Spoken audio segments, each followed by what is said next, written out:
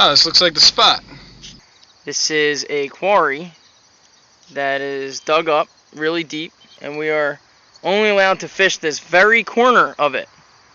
We got sort of a hybrid between a pumpkin seed, maybe a bluegill, some kind of sunfish in this quarry we're fishing.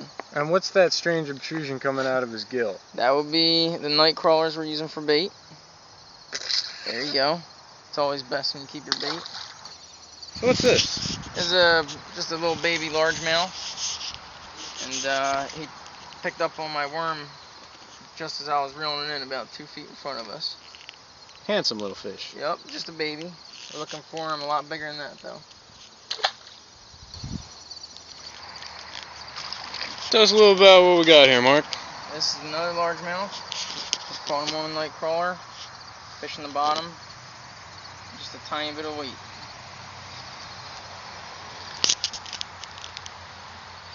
Pretty fish. Yep. Catch and release. Me and Mark have switched poles for 2 seconds. Bam. It's devil magic. What do we got here, Mark? It looks like a little baby bluegill. Little baby bluegill. Ow. Ow. Yep, watch. You gotta watch the spikes. Here. Good hook set, though. He's on his way. Mr. Naughton? On the end of my magic pole that you gave me. Nick hooked on to another small largemouth bass. Alright, here's my, what type of bass is this? Largemouth. Good toss. Pretty cool. Kind of bamboo, vintage, neato. Mark, how do you like this pole? The rod's a little vintage, a little old, but my good rod was on snap, so I had to go back to Old Faithful. Caught me this nice little bass right here. What type of bass is this, Mark? That's another largemouth. Another largemouth bass. Spinner. On a spinner. Let's take a look at that spinner. Beautiful. One of the easiest lures to use. Have a wonderful rest of your day. What do we have here? Is this like a sunny? Yep, that's a little bluegill youngin. There is a pretty large yellow perch down here that has eluded us both. Myself with a soft plastic, he hit it, I set too soon. Nick with a worm. Nick is going right in for him now. Wait to feel it. All right, bring it in. Don't catch a little bluegill. He's right. Plop it down. That's good. Bring it in. All right. Yep, he's going for it. Just relax. Let him hit it. He's gonna sniff it. He's on your weight, so don't hit it yet. Let him find the worm. You got him. Keep it nice and easy. Nice and easy. We got ourselves a perch. Bring him in. Oh my God! Not again! This is the ultimate perch of ultimate deception. I was pulling ferociously, and Nick, did you actually hit a fish, or did you just drag your worm into a log? Definitely unnatural to these waters. It must be an invasive species. You ran into a log.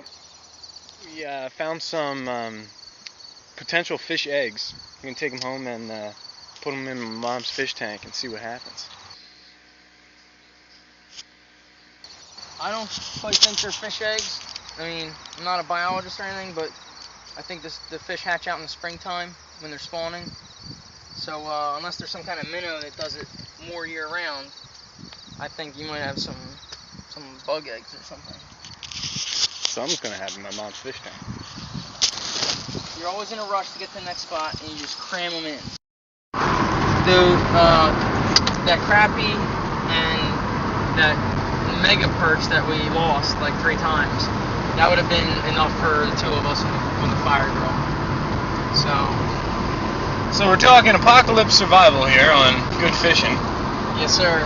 That right there would have definitely got us through the day. With filet and boneless, you lose a little bit of meat, but it's so much better eating that fish without picking out bones or getting them stuck in your throat. And in my opinion, that's the only way to eat those panfish bones. That's all I do. I saw one time I've seen a catfish just straight gutting them and throwing them live right into a fire with a stick, through their mouth and. Yeah, straight. A stick through their mouth and just hanging them over the fire. And and they ate them right off the stick like that. And I guess in a pinch, you know, if you don't have a fillet knife, that'd be the way to do it. But since I have a fillet knife and kitchen, I prefer bones and fillets. We're gonna go to the spot in Mays Landing, very common fish spot, a little bit of brackish water, big catfish in there, some channel cats, some bullheads. So we're gonna try to show you a catfish today.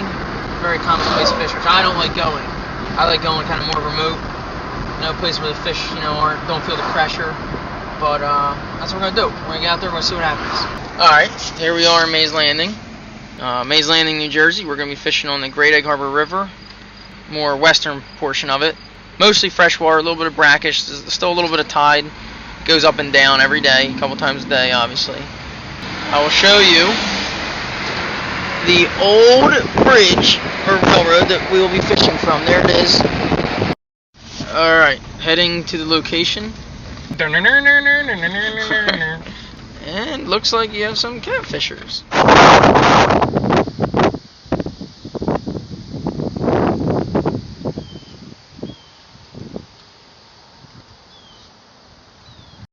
I forgot the worms in the car, so I had to run back across a little bridge.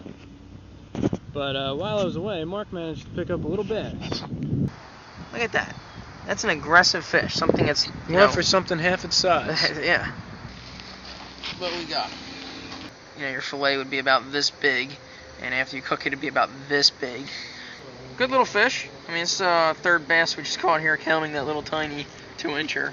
Now I'll show you. Let me try to drop him in from this height. All right, you don't want to give him a belly flop. You want to try to get him head first. Looks like low tide with a drop of, I'd say, 9 feet, 10 feet maybe. Anything, Nick?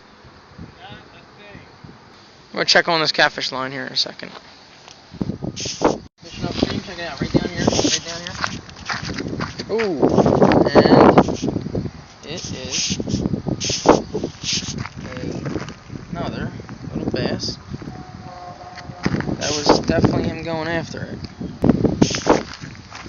Bam! And on to the catfish. Trying. There's a lot of current.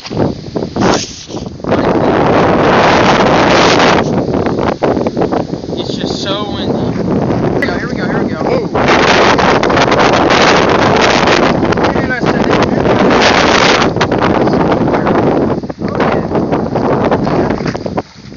There is the fish of the day. Hoorah!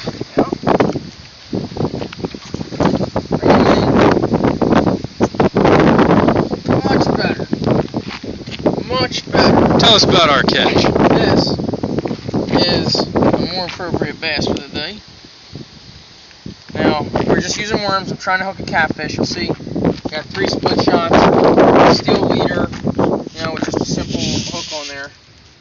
Alright, pretty simple setup. There's way more advanced ways of doing it, but simplicity makes it fast for me to throw on there. But this is, for Jersey, this will be your average bass. A little over a foot long. So, good little guy. We're going to send them back out there. But obviously, you can see a little better than what we've been doing today. Very good. So, good fall bass. All right, Mark, what is your opinion on the crawfish I found over here? Well, I've seen a guy use them out here, but I never seen him use them.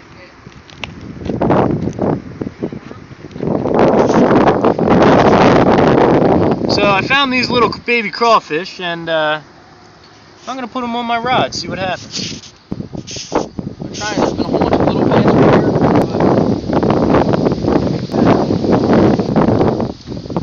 Alright, I'll move. Oh, shit.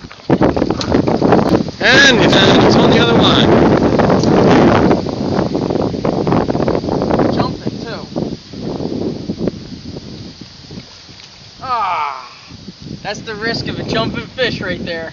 I'm going to cast in my little It's on crawdaddies I was telling you about. Nick is trying this new tactic of dead bait found on a bridge. Alright, Mark, what do we got here?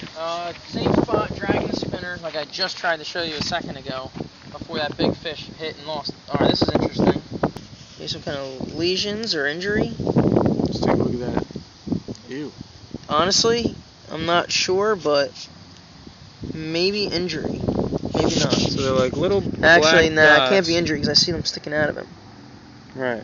Quite interesting. Quite possibly some type of worm? Could be.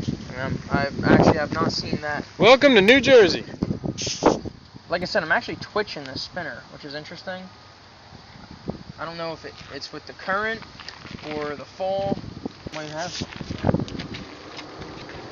You're not gonna believe this, but I actually brought it up just like this. I actually caught someone's old spinner bait. So do you think that's usable? No, especially because the hook is rusted off. Anyway, it's some sort of victory. That is trash. Same spinner all day. Has been producing. Get him out of these logs here. And we'll take him. Same thing, little bass. So no imperfections on this fish. That's a pretty perfect looking fish, actually.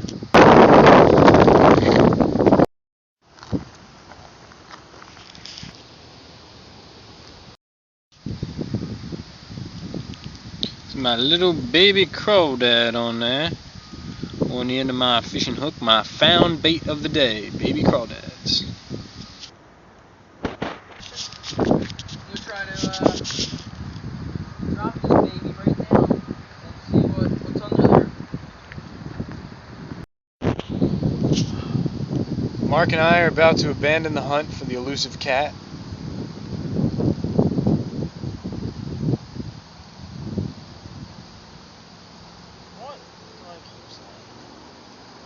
Head down to the rail for a recap.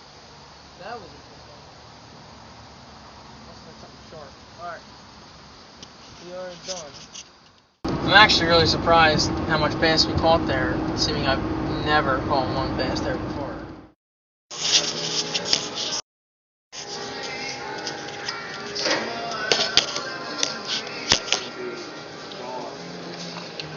Alright, Mark. Tell us a little about your opinion of the day. Good. I mean, for fall fishing, seeing we got like 3 hours of sleep last night. Some beautiful sky out there. Went to 2 bait shops just to get a couple leg crawlers. Bait shops in our area have been very unreliable. Really, I can't believe how much bass we caught. Nice practice. Started. Who's never caught bass there before. We missed that giant perch. We got that pull-up shot, as you saw. Beautiful red wings coming out of that perch. And oh! Large pumpkin seed. They're always fun. And decent bass. Ectoplasmic mutant pumpkin. One mutant out of the day isn't bad. Yeah. I don't know, that's pretty good. 3 areas on the fish that looked like teeth were coming out. If you'd like to invest in higher quality filming equipment for good fishing, maybe you'll see things like that, as well as our bald eagle. Bald eagle. Snoop Dogg's an asshole. Snoop Dogg's an asshole.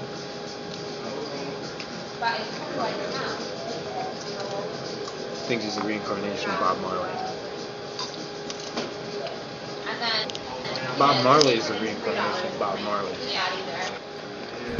Just ring 362436. Hey, I need a life of crime. Dirty deeds, Frequently referred to as pond scum. Great for the memory. People pay a lot of money for this. They make it into tablets. It's of good quality.